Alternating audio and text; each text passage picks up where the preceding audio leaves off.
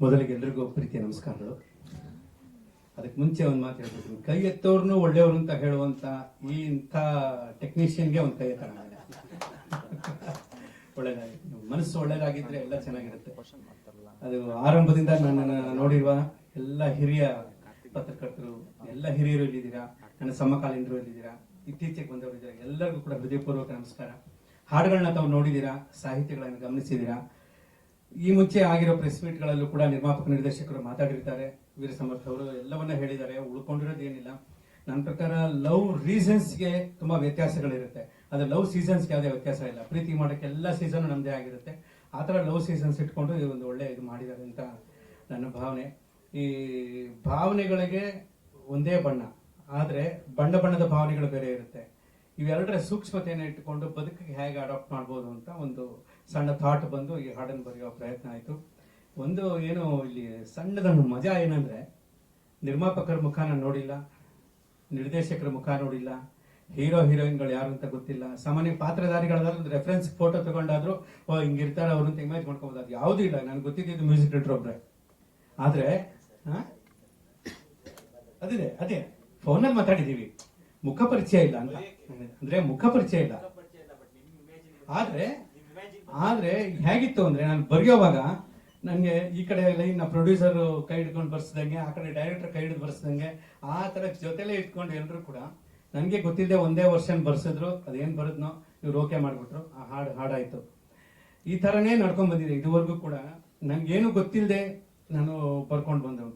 ಬರೀ 10ನೇ ಕ್ಲಾಸ್ ಓದಿದ್ದೇ ಏನಿಲ್ಲ, ಅದ್ರ ಬರೆಯೋ ಕೆಲಸ ಕೊಟ್ಟ ದೇವರು. ಅದು ಇಲ್ಲಿವರೆಗೂ ಬರೆಯೋದು, ಮ್ಯೂಸಿಕ್ ಏನೋ ಬಂತು. ಎಲ್ಲ ಹೀಗೆ ಒಂದು ಮ್ಯಾಜಿಕ್ ತರ ನಡೀತಿದೆ ಪ್ರಪಂಚ. ಅದರಲ್ಲಿ ಈ ಹಾಡು, ಈ ಸಂದರ್ಭ, ಈ ಒಂದು ಟೀಮ್ ತುಂಬಾ ಒಳ್ಳೆ ಟೀಮ್, ಒಳ್ಳೆ ನಿರ್ದೇಶಕರು, ಒಳ್ಳೆ ನಿರ್ಮಾಪಕರು, ಕಲಾವಿದರು ಎಲ್ಲರೂ ಅಷ್ಟೇ. ಜೊತೆಗೆ ನಾನು ತುಂಬಾ ಪ್ರೀತಿಸುವಂತ ಸಂಗೀತ ನಿರ್ದೇಶಕರಲ್ಲಿ ವೀರ್ ಸಮರ್ಥ ಒಬ್ರು, ಪ್ರಮೋದ್ ಒಬ್ಬ ತಮ್ಮ, ನನಗೆ ಪ್ರೀತಿಯ ತಮ್ಮ. ತುಂಬಾ ಹಂಚ್ಕೋತೀವಿ, ತುಂಬಾ ಮಾತಾಡ್ತೀವಿ. ಈ ಎಲ್ಲ ಇಲ್ಲಿರೋ ಈ ಹೊಸದಾಗಿ ಬರ್ತಿರೋ ಮತ್ತೆ ಸಾಯಿ ಸರ್ವೇಶ್ ಅವರು ಈಗ ಪರಿಚಯ ಆದ್ರು. ಅವರು ಕೂಡ ಇಲ್ಲಿ ಬಹಳ ಜನ ಮುಖ ಪರಿಚಯಗಳೆಲ್ಲ ಹೊಸದಾಗಿ ಆದ್ರೂ ಕೂಡ ಒಂಥರ ಅದು ಸುಖ ಪರಿಚಯ. ಅದು ತುಂಬಾ ಹಾಯ್ ಅನಿಸ್ತು. ಒಂದು ಒಳ್ಳೆ ಸಿನಿಮಾ ಮಾಡಿದ್ದಾರೆ ಅಂತ ನನ್ನ ನಂಬಿಕೆ. ದಯವಿಟ್ಟು ಎಲ್ಲ ಸಿನಿಮಾಗಳಿಗೆ ನೀವು ಪ್ರೋತ್ಸಾಹ ಕೊಡ್ತೀರಾ, ಆಶೀರ್ವಾದ ಮಾಡ್ತೀರಾ, ಪ್ರೀತಿಸ್ತೀರಾ. ಹಾಗಾಗಿ ಸಿನಿಮಾಗಳು ಇನ್ನೂ, ಚಿತ್ರರಂಗ ಇನ್ನೂ ಇದೆ, ಸಿನಿಮಾ ಇನ್ನೂ ಇದೆ.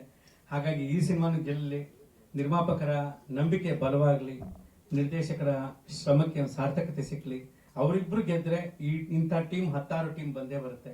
ನಿಮ್ಮ ಆಶೀರ್ವಾದ ಸದಾ ನಮ್ಮೆಲ್ಲರ ಮೇಲೆ ಇರಲಿ ಅಂತ ಪ್ರಾರ್ಥಿಸ್ತೀನಿ. ನಮಸ್ಕಾರ. ಸರ್ ಸ್ಟುಡಿಯೋ ಬಂದಿದ್ರು, ಹಾಡುಗಳು ರಿಲೀಸ್ ಆಗಿರ್ಲಿಲ್ಲೇನು. ಅವ್ರ ಹಾಡ ಸರ್ ನಿಮ್ಮ ಹಾಡ ರೆಕಾರ್ಡ್ ಮಾಡಿದ್ವಿ, ಕೇಳಿ ಅಂತ ಕೇಳಿದ್ವಿ. ಕೇಳಿ ಖುಷಿ ಪಟ್ಟರು. ಇನ್ನೊಂದು ಮಳೆಯಾಗೋ ಮೊದಲು ಪ್ರಮೋದ್ ಅವರು ಬರೆದಂತ ಹಾಡನ್ನು ಕೇಳಿದ್ರು. ಪ್ರಮೋದ್ ಅದ್ಭುತ. ನಂದು ಓಕೆ, ನಿಮ್ಗೆ ಏನ್ ಅನ್ಸುತ್ತೋ ಗೊತ್ತಿಲ್ಲ, ನನ್ ಚೆನ್ನಾಗಿದೆ. ಓಕೆ, ಪ್ರಮೋದ್ ತುಂಬಾ ಅದ್ಭುತವಾಗಿ ಬರೆದಿದ್ದಾರೆ. ಅವ್ರು ಇವಾಗ ನಾನು ಕಾಲ್ ಮಾಡಿ ವಿಶ್ ಮಾಡ್ಬೇಕು, ಅವರಿಗೆ ಶುಭಾಶಯಗಳು ಹೇಳ್ಬೇಕು. ತುಂಬಾ ಒಳ್ಳೆ ಸಾಹಿತ್ಯ ಬರೆದಿದ್ದಾರೆ ಅಂತ ಇಮ್ಮಿಡಿಯೇಟ್ ಫೋನ್ ತೆಗೆದು ನನ್ನ ಮುಂದೆನೆ ಕಾಲ್ ಮಾಡಿ ವಿಶ್ ಮಾಡೋದು ಅಂದ್ರೆ, ಅಂತ ಒಂದು ಸೀನಿಯರ್ ಆಗಿ ಒಂದು ಹುರಿ ದುಂಬಿಸ್ತಾ ಇದ್ದಾರೆ ಟೀಮ್ಗೆ. ತುಂಬಾ ಸಂತೋಷ ವಿಷಯ ಸರ್. ಇಲ್ಲಾಂದ್ರೆ ಮನುಷ್ಯಂದು ಗುಣ ಅದು ಮಾಮೂಲಿ ಇದು ಬರೋದು, ಈರ್ಷ್ಯೆ ಪಡೋದು. ಬಟ್ ತುಂಬಾ ವಿಶ್ ಮಾಡೋದು. Thank you sir. ನನ್ನ ನಂಬಿಕೆ ಸೀನಿಯಾರಿಟಿಲೆಲ್ಲ ಇರೋದು, ಸಿನ್ಸಿಯಾರಿಟಿಲಿ. ನಾವು ಯಾರು ದೊಡ್ಡವರು ಇಲ್ಲಿ, ಯಾರು ದೊಡ್ಡವರು, ಯಾರು ಚಿಕ್ಕರು, ಯಾರು ಮಾಡದಿರೋ ಸಾಧನೆ ಅಂತೂ ಯಾರು ಮಾಡಿಲ್ಲ. ದೊಡ್ಡವರೆಲ್ಲ ಹಾಕೊಟ್ರೆ ಹೆಜ್ಜೆ ಗುರುತಿನಲ್ಲಿ ನಾವು ಮನೆ ಕಟ್ಕೊಂಡು, ಗುಡಿಸ್ತೆ ಕಟ್ಕೊಂಡು, ಅರಮನೆ ಕಟ್ಕೊಂಡು, ದೊಡ್ಡವರ ಸಾಧನೆಯ ಹೆಜ್ಜೆ ಗುರುತುಗಳಲ್ಲಿ ನಮ್ಮನ್ನೆಲ್ಲ ಕಂಡುಕೋತಾ ಇರುವಂತವ್ರು ನಾವು. ಅವ್ರ ಪಾದ ಧೂಳುಗಳನ್ನ ಹಣೆಗಿಟ್ಕೊಂಡು ಏನೋ ಬ್ರೈಟ್ ಆಗಿ ಕಾಣಿಸೋರು ನಾವು ಕ್ಯಾಮ್ರಾ ಮುಂದೆ. ಅವೆಲ್ಲ ಏನಿಲ್ಲ, ನಾವೆಲ್ಲ ಕಲಿಬೇಕಾ ತುಂಬಾ ಜನ. ನಾವೆಲ್ಲ ವಿದ್ಯಾರ್ಥಿಗಳು. ಹಾಗೆ ನೋಡಕ್ ಹೋದ್ರೆ ನಾನು ಸ್ವಲ್ಪ ಮುಂಚೆ ಬಂದ ವಿದ್ಯಾರ್ಥಿ, ಈತ ಸ್ವಲ್ಪ ಆಮೇಲೆ ಬಂದ ವಿದ್ಯಾರ್ಥಿ, ಆತ ಆಮೇಲೆ ಬಂದ ವಿದ್ಯಾರ್ಥಿ. ಎಲ್ಲರೂ ವಿದ್ಯಾರ್ಥಿಗಳೇ ಹೊರತು ಇಲ್ಲಿ ಮಾಸ್ಟರ್ ಅಂತಾನೆ ಕೆಲವರು ಇದ್ದಾರೆ. ಅಂತವ್ರು ಮಾತ್ರನೇ ಮಾಸ್ಟರ್ಸ್. ನಾವೆಲ್ಲ ವಿದ್ಯಾರ್ಥಿಗಳು, ಕಲಿತಿದ್ದೀವಿ, ಕಲಿಯೋ ಪ್ರಯತ್ನ ಇದೆ. ಆ ತಾಯಿ ಸರಸ್ವತಿ 4 ಅಕ್ಷರಗಳನ್ನ ಭಿಕ್ಷೆ ಕೊಡ್ತಾಳೆ. ಇವತ್ತವರೆಗೂ ಬರೆಯುವಾಗ ಒಂದು ಖಾಲಿ ಪೇಪರ್, ಒಂದು ಇಂಕ್ ಪೆನ್ ಇಟ್ಕೊಂಡು ಕೂತ್ಕೊಂಡ್ರೆ ಬರೆಯೋ ಒಂದು ಕ್ಷಣದ ಮುಂಚೆ ಕೂಡ, ಇದು ಯಾವುದೇ ರೀತಿಯ ನಾವು ಮಾಡಷ್ಟೇ ಇಲ್ಲ, ತೋರಿಕೆ ಮಾತಲ್ಲ. 1 ನಿಮಿಷ ಮುಂಚೆ ಕೂಡ ಯಾವ ಸಾಲ್ ಬರೀಬೇಕು, ಏನ್ ಬರೀಬೇಕು ಅನ್ನೋ ಯಾವ ಪ್ರಿಪರೇಷನ್ ಇರಲ್ಲ. ಎಲ್ಲ ತಲೆಬುಡೆ ಖಾಲಿ ಮಾಡ್ಕೊಂಡು, ಕಂಪ್ಲೀಟ್ ಖಾಲಿ ಮಾಡ್ಕೊಂಡು ಕೂತ್ಕೋಬೇಕು ಅಲ್ಲಿ. ಆ ಕ್ಷಣದಲ್ಲಿ ಒಂದು ಸರೆಂಡರ್ ಆಗ್ಬೇಕು ಅಷ್ಟೇ. ಆಗ ಡೈರೆಕ್ಟರ್ ಹೇಳಿರೋ ಥಾಟು, ಇವ್ರು ಕೊಟ್ಟಿರೋ ಟ್ಯೂನು, ಅದು ಇದು ಎಲ್ಲ ಸೇರಿ ಒಂದಷ್ಟು ಸಾಲುಗಳ ಭಗವಂತ ಕೊಡೋ ಭಿಕ್ಷೆ ಅಂತ ನನ್ನ ಭಾವನೆ.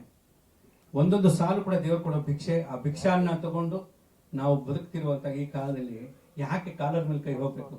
ಅದಕ್ಕೆ ಒಂದು ಸಾಲು ಬರ್ದಿದ್ದೆ ನಾನು ಚಿತ್ರರಂಗ ಬಂದ ಆರಂಭದಲ್ಲೇ, ಕಾಲು ಒತ್ತಿ ಬದುಕಬೇಡ, ಕಾಲರ್ ಎತ್ತಿ ಬದುಕಬೇಡ, ಕಾಲ ನಂಬಿಕೊಂಡು ಬದುಕು ಅಂತ. ನಿಜವಾಗ್ಲು ನೋಡಿ, ವಾಚು ಇಲ್ಲ ನಮ್ಮ ಕೈಯಲ್ಲಿ, ವಾಚು ಕಟ್ಟಲ್ಲ. ಕಾಲರು ಇಲ್ಲ ನನಗೆ.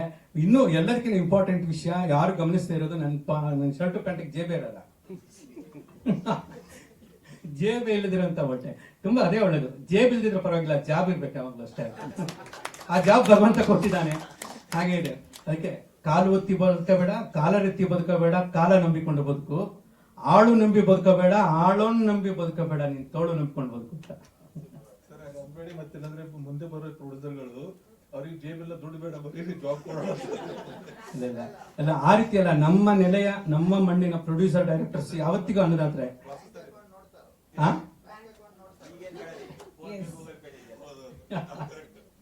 ಸರ್ ಯಾರು ಪ್ರಶ್ನೆ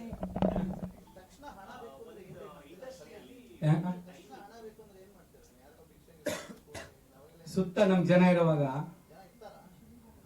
ಅದು ಇರೋದಕ್ಕೆ ಅಲ್ವಾ.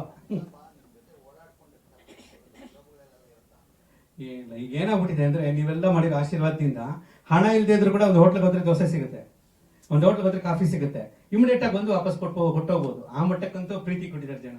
ಸರ್ ಅವರು ಜೀವಬೀರಿಗೆ ಬರೀ ಜೊತೆ ಇಟ್ಕೊಂಡಿದ್ದಾರೆ, ಜೀವಬೀರು ಸಲುವಾಗಿ. ಯಾರು ಕಾರ್ತಿಕ್ ಇಂಡಸ್ಟ್ರಿಯಲ್ಲಿ ಒಂದು ಟೈಮ್ ಇತ್ತು, ಈ ಸಿನಿಮಾ ಹಾಡುಗಳು ಸಿನಿಮಾ ಬಿಡುಗಡೆಗಿಂತ ಮುಂಚೆ ಏನು ರಿಲೀಸ್ ಮಾಡ್ತಾರೆ ಅದು ಪ್ರಮೋಷನ್ ಒಂದು ಟ್ರಂಪ್ ಕಾರ್ಡ್ ಆಗ್ತಾ ಇತ್ತು. ಈ ಸಮಯದಲ್ಲಿ ಯಾಕೆ ಆಗ್ತಾ ಇಲ್ಲ? ಅಲ್ಲ, ಈಗ ಅದರ ದಿಕ್ಕು ದೆಸೆಗಳು ನೂರಾರು ಆಗ್ಬಿಟ್ಟಿದೆ. ಈಗ ಮುಂಚೆ ಆದ್ರೆ ಒಂದು ಚಿತ್ರ ತಯಾರಿಕೆ ಆಗಿ ಒಂದು ವೇದಿಕೆಗೆ ಬಂದು ಅದರ ಧ್ವನಿ ಸುರುಳಿ ಬಿಡುಗಡೆ ಅನ್ನೋದೇ ಮೊಟ್ಟ ಮೊದಲ ಪರಿಚಯ, ಇಡೀ ಚಿತ್ರತಂಡದ ಪರಿಚಯ ಜನಕ್ಕೆ ಆಗ್ತಾ ಇದ್ದಿದ್ದು ಅದೇ ಮೊಟ್ಟ ಮೊದಲು. ಈಗ ಶುರು ಮಾಡ್ತಿದ್ದಂಗೆ ಅದೆಲ್ಲ ಫ್ಯಾನು AC ಎಲ್ಲ ಆಗೋಗ್ಬಿಟ್ಟಿದೆ. ಹಾಗಾಗಿ ಇಡೀ ಪ್ರಪಂಚ ವ್ಯಾಪಿಸಿಕೊಡುತ್ತೆ. ಇವತ್ತಿನ ದಿವಸ ಇರುವಂತ ಈ ಇಂಥದ್ದು ವೈಫೈನ ಮೀರಿದಂತದ್ದು ಸ್ಪೀಡ್ಗಳಿದೆ. ಇವಾಗ ನೀವೇನೋ ಅಲ್ಲೊಂದು ಆರಂಭ ಮಾಡಿದ್ರಿ ಅಂದ್ರೆ, ನೀವು ನಿಮ್ಮನೆಗೆ ಹೋಗೋಕ್ ಮುಂಚೆ ಎಲ್ಲರೂ ಅದರ ಡೀಟೇಲಿಂಗ್ ಹೇಳ್ತಾರೆ ತಮಗೆ. ಆ ಮಟ್ಟಕ್ಕೆ ಎಲ್ಲ ರೀಚಿಂಗ್ ಇರೋವಾಗ ಈಗ ಅದಕ್ಕೋಸ್ಕರನೇ ಈಗ ಸಿನಿಮಾ ರಿಲೀಸ್ ಆದ್ಮೇಲೆ ಹಾಡುಗಳನ್ನ ರಿಲೀಸ್ ಮಾಡೋದು ಎಷ್ಟೋ ಕಾರ್ಯಕ್ರಮಗಳಾಗಿದೆ ಅಲ್ವಾ ಸರ್. ಸಿನಿಮಾ ಬಿಡುಗಡೆ ಆಗ್ಬಿಟ್ಟಿರುತ್ತೆ, ಆಮೇಲೆ ಯೂಟ್ಯೂಬಲ್ಲಿ ಒಂದು ಸಾಂಗ್ ರಿಲೀಸ್ ಆಗುತ್ತೆ, ಆ ಥರ ಎಲ್ಲ ಆಗ್ತದೆ. ಹಾಗಾಗಿ ಈ ಟ್ರಂಪ್ ಕಾರ್ಡ್ ಅನ್ನೋದು ಎವ್ರಿ ಸೆಕೆಂಡು ಆಗ್ತಾನೆ ಇದೆ, ಆಗ್ತಾನೆ ಇರುತ್ತೆ. ಈ ಟೆಕ್ನಾಲಜಿ ಈ ರೀತಿ ಎಲ್ಲಿವರೆಗೂ ಹೋಗ್ತಾ ಇರುತ್ತೋ ಅದ್ರ ಜೊತೆಗೆ ಬಳಸ್ಕೊಂಡು ನಾವು ಬೆಳೆಸ್ಕೊಂಡು ಹೋದ್ರೆ ನಮ್ಗೆ ಸಮಾಧಾನ. ಸ್ವಲ್ಪ ನಾವೇನಾದ್ರೂ ಅದೆಲ್ಲ ಸೈಡ್ಗೆ ಉಳಿಸ್ಕೊಂಡು ಹೋಗ್ಬಿಟ್ರೆ ನಮ್ಮನ್ನೆಲ್ಲ ಉಳಿಸ್ಬಿಡುತ್ತೆ ಅಂತ.